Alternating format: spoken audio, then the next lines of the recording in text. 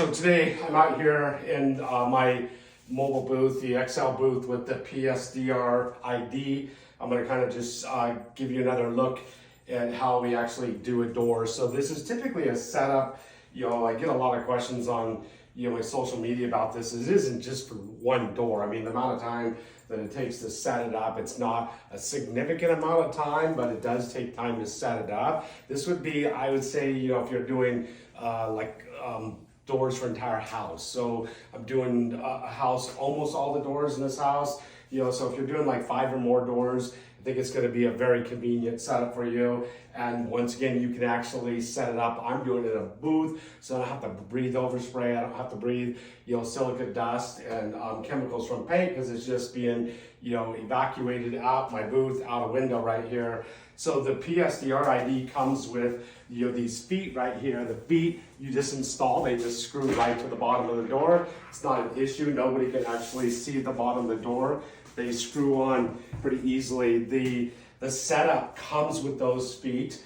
It comes with the whole unit that actually it is mounted on. You'll see that in just a minute. It comes with, I do get a lot of questions, how do I get it off of the PSDRID? It comes with these 2 tools that are used to remove the door. So this goes in the door plunger hole right here, and then there's a device that attaches to the hinge hole that comes with the PSDRID too. So it comes with a whole bunch of them. I don't even know, put it in the description right here how many it comes with. It comes with a bag with the whole kit, so you can do quite a few doors.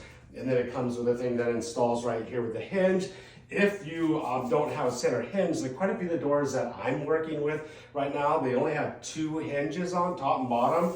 You're just gonna have to screw it right into the middle, somewhere where a hinge would go, and then you're just gonna have to spackle those and touch them up. It's very simple and easy to do. I'm gonna be sanding these doors. We wanna prep our doors. It's essential to really sand these doors. They're not like 6-panel doors with wood grain like we typically see, where it really hides imperfections and flaws. These are flat panel doors that do not hide imperfections and flaws. You can see right here, this is where a dog was scratching on the door, scratched the door up quite a bit, so we're gonna be sanding it.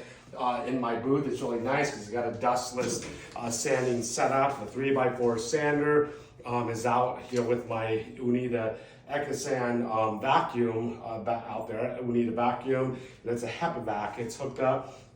There's almost 0 dust when it comes to sanding. When I'm doing doors, I typically only use 2 abrasives. I'll use a half-inch open cell sponge abrasive, just like this. It's going to attach right to the sander.